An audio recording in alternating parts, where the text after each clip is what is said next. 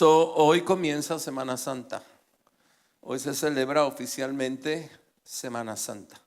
El viernes yo estuve hablando de lo que significa Semana Santa. El viernes yo enseñé lo que significa la cruz, porque Jesús murió en la cruz. Y yo quiero que usted, si no estuvo el viernes, busque el mensaje en los canales de la iglesia, en el YouTube o en la aplicación, y mire el mensaje del viernes. La Semana Santa es algo histórico, es historia. Por eso le titulé a este mensaje La historia de Semana Santa.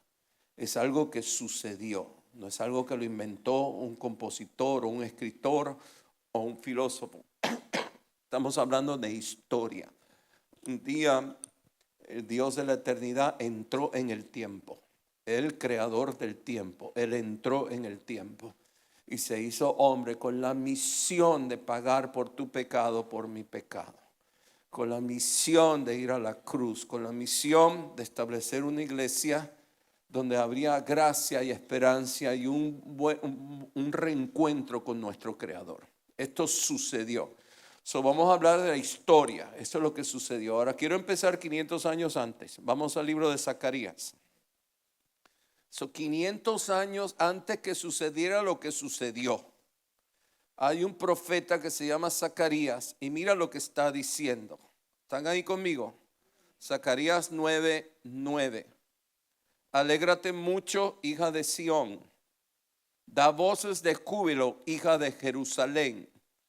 He aquí tu rey vendrá a ti, justo y salvador, humilde. Ahora mira el detalle. 500 años antes, cabalgando sobre un asno, sobre un pollino, hijo de asna.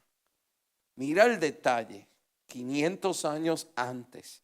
El Señor lo hizo así mismo. Ahora lo vamos a leer. Había un profeta Zacarías. Zacarías profetizó de la entrada de Jesús a Jerusalén para morir, como el Salvador, para morir. Pero mira esta profecía de Zacarías en el capítulo 11, versículo 12. Mira cómo la Biblia se cumple. Mira lo importante que es saber que la Biblia es la palabra de Dios. La Biblia es la palabra de Dios. Zacarías 11:12. 500 años antes, Zacarías hablando de Semana Santa, y le dije: si os parece bien, dame mi salario, y si no, dejadlo. Y pesaron por mi salario 30 piezas de plata. Y me dijo Jehová: échalo al tesoro, hermoso precio con que me han apreciado. Está hablando de lo que pasó el Jueves Santo. El Jueves Santo, Judas lo traiciona. Un traidor es quien te entrega a tu enemigo. Judas lo traiciona. El sumo sacerdote y el equipo sacerdotal de la iglesia tradicional hebrea le da 30 monedas de plata. Él después, la conciencia no lo deja en paz y él la devuelve al templo. Él fue y lo devolvió al templo. Él tiró otra vez las 30 monedas de plata al templo. Pero 500 años antes estaba hablando de esto Zacarías. Zacarías también habla en el capítulo 14 de la segunda venida, pero ese no es el tema. Zacarías profetizó la entrada triunfante de Jesús a Jerusalén. Ahora, antes de entrar ahí, él había entrado muchas veces. No fue la primera vez que Jesús entraba a Jerusalén, pero se estaban cumpliendo los tiempos y el Espíritu Santo estaba haciendo algo que el ser humano no entendía. Y esta vez, cuando él entra a Jerusalén, entra por última vez. Él entra como el Cordero de Dios que quita el pecado del mundo.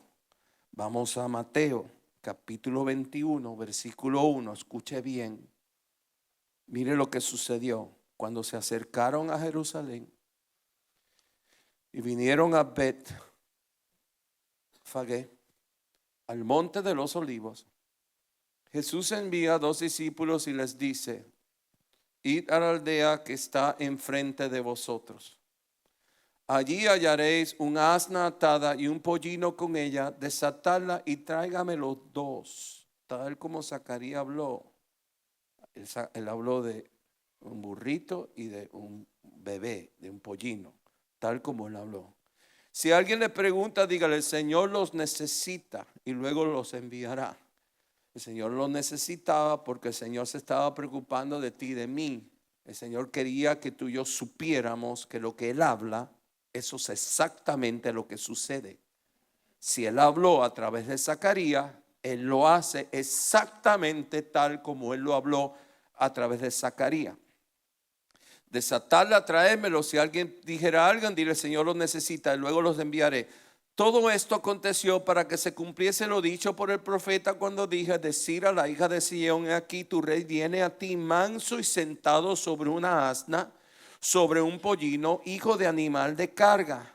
Y los discípulos fueron e hicieron como Jesús les mandó y trajeron el asna y el pollino y pusieron sobre ellos sus mantos.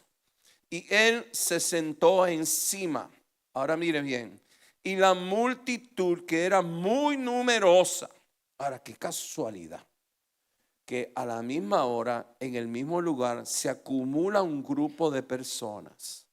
¿Sabes? Ahí no había email, ni había texto, ni había WhatsApp que te dice a las 3 de la tarde, a las 10 de la mañana vamos a estar en Jerusalén y vamos a cantar este cántico, el mismo cántico. Qué casualidad. No era la primera vez que Jesús entraba a Jerusalén, pero es la primera vez que está sucediendo que hay una multitud que era muy numerosa. Prepararon mantos, lo tiraron en el camino y le cortaban las ramas de los árboles y las tendían en el camino. Esto fue un acto soberano de Dios. Nosotros en la iglesia creemos y oramos.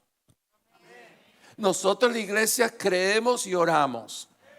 ¿Qué hacemos en la iglesia? Después Dios hace lo que quiere, cuando quiera, con quien quiera. Ellos estaban ahí porque Dios los mandó que estuvieran ahí. Ellos no sabían que Dios los había mandado ahí. Jesús había entrado muchas veces a Jerusalén. Sin embargo, era el día, era la hora que se tenía que honrar la entrada triunfante de Jesús a Jerusalén para vencer a Satanás. Ellos vinieron creyendo que él iba a vencer, que él era el Mesías, el Salvador, que los iba a rescatar de la opresión del imperio romano. Pero mira, déjame enseñarte algo. Jesús no vino a rescatarlo de la opresión del imperio romano. Jesús vino a destruir el que le daba poder al imperio romano para que oprimiera al pueblo de Dios. Cuando tú estés orando por tus seres queridos, tú no vas a estar orando específicamente por lo que ellos están haciendo. Tú vas a orar por lo que está arriba de ellos, las fuerzas del infierno, las obras de Satanás, las maldiciones generacionales que hacen que ellos hagan lo que están haciendo. Jesús no estaba fijándose en el imperio romano, Jesús estaba fijándose en las potestades diabólicas que estaban sobre el imperio romano y sobre los hebreos. Y él sabía que la manera de vencerlos era a través de la cruz del Calvario.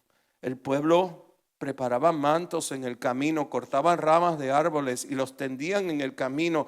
Y la gente que iba delante y la gente que iba detrás clamaba diciendo: Hosana al hijo de David, bendito el que viene en el nombre del Señor, Hosana en las alturas. Cuando entró él en Jerusalén, toda la ciudad se conmovió y decía: ¿quién es este? Y la gente decía: este es Jesús, el profeta de Nazaret de Galilea. But that is wrong. Él no era un profeta. Jesús no era un profeta. Jesús era Dios encarnado. Él era el que le decía a los profetas lo que tenía que profetizar. Él era la fuente de la palabra viva que transforma al ser humano. La gente no sabía lo que estaba diciendo, sin embargo lo estaba haciendo porque Dios tenía que cumplir las escrituras. Las ramas y los mantos en el camino era parte de la cultura. En esa época había muchos reyes. Aquel se puso un sombrero de oro y dijo: yo soy rey. Y la gente le seguía, se cogía un territorio, después invadía al otro, cogía más territorio, formaba un ejército, iba de conquista en conquista. Entonces aquel otro rey lo tumbaba, me llevaba a la gente de esclava, trabajaban gratis para mí. La esclavitud existe desde entonces. Y entonces cuando había un rey que defendía a su pueblo, que cuidaba a su pueblo y venía de ganar una batalla, el pueblo recibía al rey y al ejército con ramas, que significa victoria, significa paz, significa vamos a tener paz, no vamos a ser esclavos. Mis hijos no van a ser esclavos, vamos a tener paz. Él venció, hay victoria, no hay más guerra. Era una celebración, así estaban recibiendo a Jesús. Cuando el gobierno romano ve que hay una multitud recibiéndolo de tal manera, a ellos no les gustó. Cuando el sumo sacerdote y los líderes de la iglesia hebrea tradicional de la época vieron que el pueblo lo estaba honrando como un rey triunfante, a ellos no les gustó, pero Dios lo hizo intencionalmente porque la cruz tenía que suceder. Esa entrada triunfante fue una inspiración para el gobierno romano y para los líderes de la iglesia hebrea para procurar matarlos ya de una vez por todas. Y Dios lo hizo intencionalmente porque la cruz era necesaria. Entiende que Jesús vino a morir. Entiende que sin el derramamiento de sangre inocente, Dios Padre no puede volver a establecer su justicia en la tierra de los vivientes. La cruz era necesaria. Jesús vino a morir. Jesús no vino a tumbar un gobierno. Jesús vino a tumbar al diablo que pone esos gobiernos. Y esto es bien importante. Mire, déjeme decirle algo. Yo todo lo digo intencionalmente. Intencionalmente, para que usted lo escuche, porque hay tantas cosas sintiéndose por ahí hoy en día con YouTube. El diablo está metido en YouTube all the way. Entonces, Jesús no vino a derrocar el imperio romano, pero Jesús sí vino a derrocar el poder que estaba atrás del imperio romano. Alabado sea Dios. Nosotros, la iglesia, tenemos que estar en todo lugar.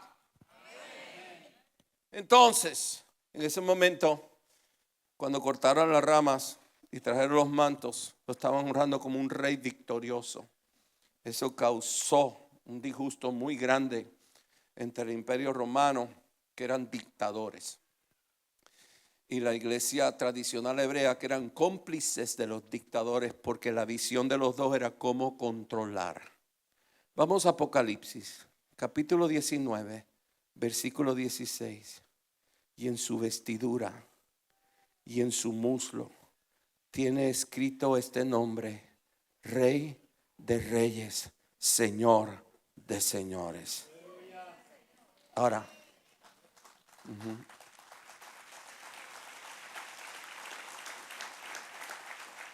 aquí estamos hablando de después de la cruz. Hoy nuestro Señor no es lo mismo. Lo que vemos en la historia de Semana Santa es una cosa. La realidad de nuestro Señor Jesús es otra hoy en día. Lo de la Semana Santa era necesario, pero la realidad de Él hoy en día es que Él es Rey de Reyes, Señor de Señores. Su visión son los tronos. Su visión es gobierno. Su visión es proteger, bendecir y proveer para sus hijos. Él ya no es el Cordero de Dios que quita el pecado del mundo. Él fue el Cordero de Dios que quitó el pecado del mundo. Hoy en día Él reina con poder. Cuando Él vuelva, que Él vuelve a Jerusalén, Él vuelve con su iglesia. Nosotros volvemos con Él. La iglesia es arrebatada y la iglesia regresa con Él como Rey de Reyes, Señor de Señores. Jesús intencionalmente quiso entrar en el asna y en el pollino para honrar la palabra profética que Él había dado precisamente a través del profeta. Su misión era espiritual. Su misión era espiritual. Ahora, cuando nosotros estamos correctamente en lo espiritual, lo natural se sana y Dios lo bendice. Esa parte es bien importante, escúcheme bien. La visión de Jesús era espiritual. Dice, aquí está Satanás, el rey de las tinieblas, por la rebelión, por el pecado, tiene control de todo. de todo ser humano, no solamente de Israel, de todo ser humano. Yo le voy a quitar esa autoridad a Satanás. Si yo le quito, yo venzo la muerte, yo venzo la autoridad que esta gente en su rebelión le dio a él. Y yo cambio eso por gracia, misericordia que viene del trono de mi Padre. Satanás pierde. Y si en lo espiritual yo venzo, en lo natural se manifestará. En tu casa, si usted es esposo, en la familia, en los negocios, mire, de acuerdo a como tú lidias en lo espiritual con Jesús, así será la manifestación de Dios en tu casa, en tu matrimonio, con tus hijos y en tu negocio y en tu ministerio. Jesús venía con la perspectiva correcta. Ellos gritaban Hosana, el Hijo de Dios. Hosana significa el que salva hoy, el que salva ahora, el que salva ahora. Y hijo de David, venían con el lenguaje de pacto, pero ellos no entendían. Dios los había acumulado ahí intencionalmente porque tenía que empujar que sucediera la cruz y porque tenía que cumplir con la palabra profética. Pero Jesús venía enfocado a su misión, era espiritual. Él sabía que sanando lo espiritual, eventualmente lo natural iba a ser bendecido e iba a ser restaurado. Todo el mundo dígame amén ahí. Si tú tienes situaciones en tu vida que en lo espiritual no has sido sanado, tú tienes que concentrarte ahí. Porque de nada sirve luchar, trabajar, luchar, pelear los disgustos y el trabajo y el sudor si todavía lo espiritual no ha sido sanado. Pero si tú sanas lo espiritual, de lo espiritual sale todo. Antes de que existiera ninguna materia, existía el mundo espiritual. Y en el mundo espiritual nuestro Dios, que es espíritu, habló y existió la materia. Pero nosotros con nuestra mente carnal, no, yo lo hago en mi fuerza, yo lo hago a mi manera. Así como se hace en mi tierra, reprendo el diablo de esa frase, así como se hace en mi tierra, reprendo ese diablo rápido.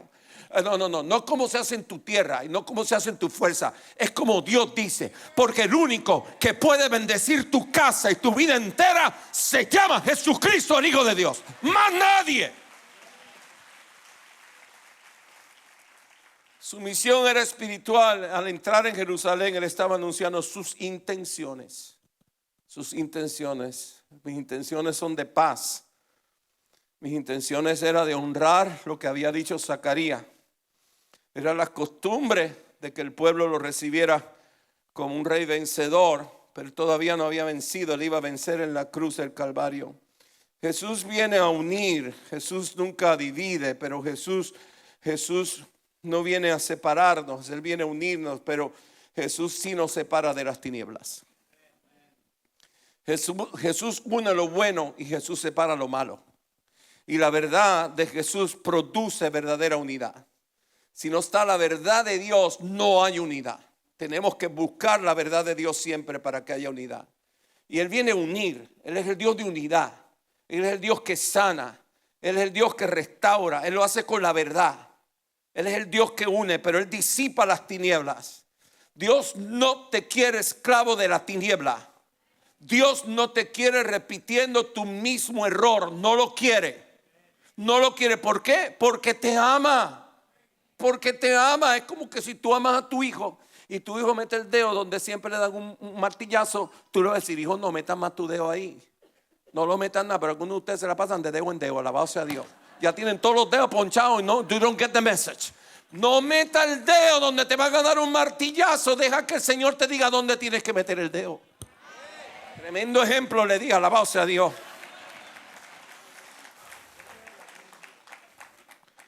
Jesús, el pueblo decía, hijo de David, pero mira, el Señor entró a Jerusalén no solamente para salvar a los hebreos, a los judíos, porque hijo de David es una frase mesiánica.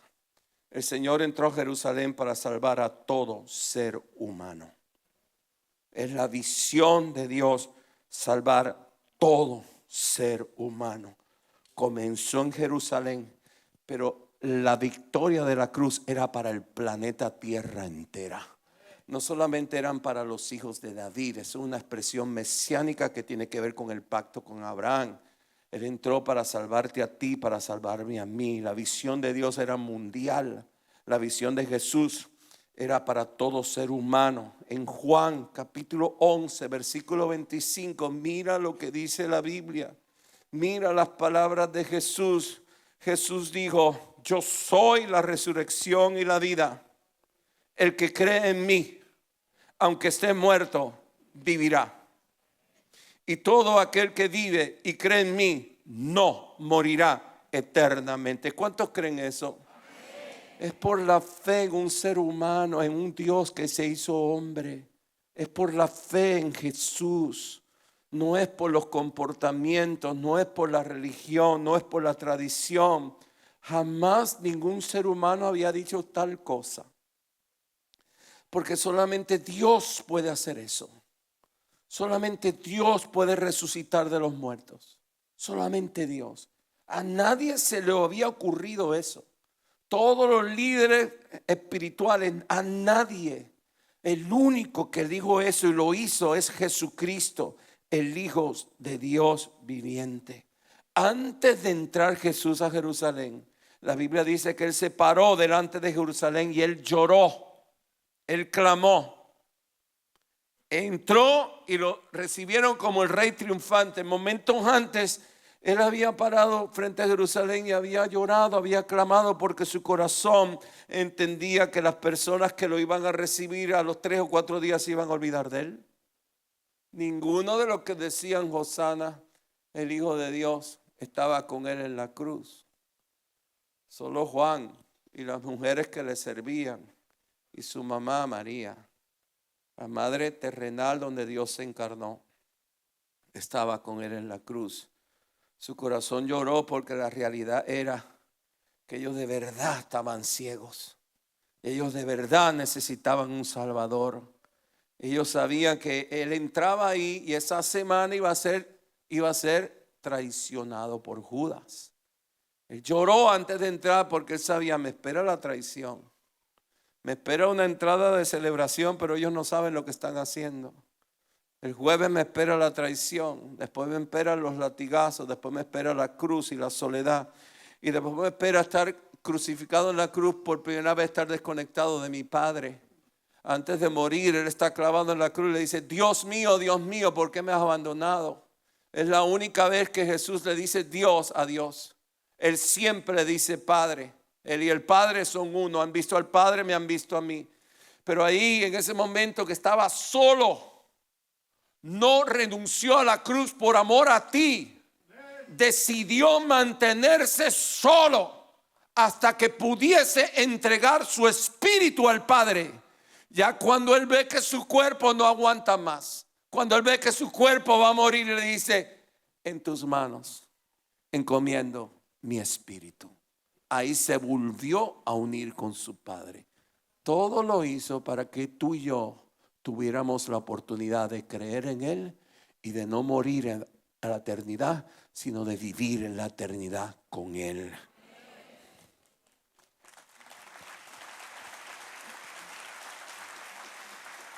Jesús entra a Jerusalén, le ponen ramas, le ponen manto, le cantan Hosana al que viene en el nombre del Señor. Se acabó la procesión, Jesús va al templo. El mismo día Jesús va al templo. Ahora mire esta escritura que poderosa es. Vamos a Mateo capítulo 21 versículo 12. Y entró Jesús en el templo de Dios. ¿Cómo le llama la Biblia al templo? Todo el mundo leyendo la Biblia, alabado sea Dios. Dile al vecino: yo no tengo sueño. Todo el mundo con los ojos en la Biblia dice: y entró Jesús en el templo de Dios. ¿Cómo le llama la Biblia al templo? ¿Cómo le llama la Biblia al templo? ¿Era el templo de Dios, sí o no? Y echó fuera a todos los que vendían y compraban en el templo, y volcó las mesas de los cambistas y las sillas de los que vendían palomas. Estuvo bien bueno ese culto. Porque el Señor tiene el poder, Él es todopoderoso, de pesar las intenciones del corazón. Él se dio cuenta que estaba corrupto. La gente venía de todas las naciones con moneda de otras naciones y cambiaban para comprar el sacrificio. Vendían palomitas y animales y hacían sacrificios, ofrendas, y las vendían carísimas. Lo que valía uno lo vendían en 40. Y el cambio del peso tuyo era 1 por 1, ellos te cobraban 10 por 1. Había una intención de tomar ventaja de la casa de Dios, usar el nombre de Dios para abusar, para tomar ventaja.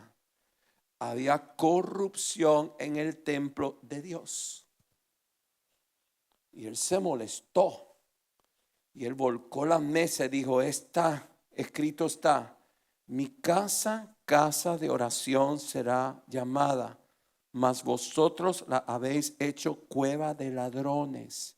Le está hablando a los líderes del templo, al sumo sacerdote y a su equipo de demonios, que eran un chorro de demonios esos sacerdotes.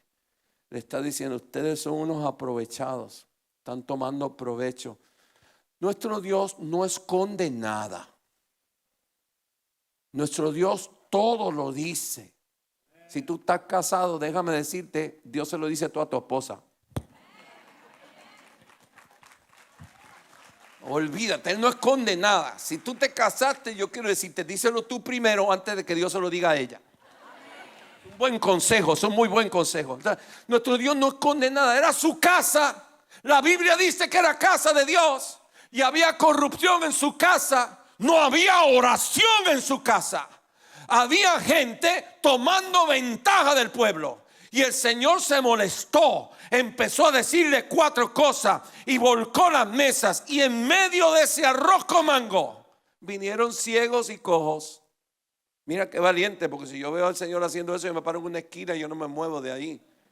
En medio de todo eso dice: y vinieron a él en el templo ciegos y cojos y los sanó.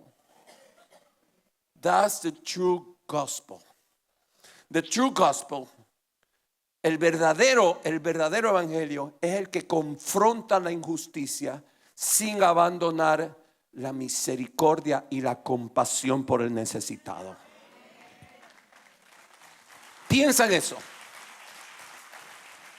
Está todo el mundo viendo a Jesús. Miren, en ese templo le tenían miedo al sumo sacerdote, le tenían miedo a los gobernantes de la iglesia, del templo, y le tenían miedo a los romanos, mucho miedo. Era una cultura de terror. Y viene Jesús y los desafía. Desafió a los gobernantes del templo, que eran gente de intimidación, y desafió a los soldados romanos, que todo el mundo le tenía miedo. Y hizo todo esto, y en medio de todo esto hubieron gente que tenían necesidad y vinieron a él. Mira, gente de fe. Tenían fe porque ellos no esperaron que se le pasara el disgusto. En medio del disgusto dice: vinieron a él ciegos y cojos y los sanó. Y mira ahora, pero los principales sacerdotes y los escribas, viendo las maravillas que hacía, el Señor, en medio de confrontar la injusticia, hacía maravillas. Esa parte está bien buena y no me dicen nada. Yo dije: el Señor, en medio de confrontar la injusticia, hacía. El Señor, en medio de confrontar la injusticia, hacía.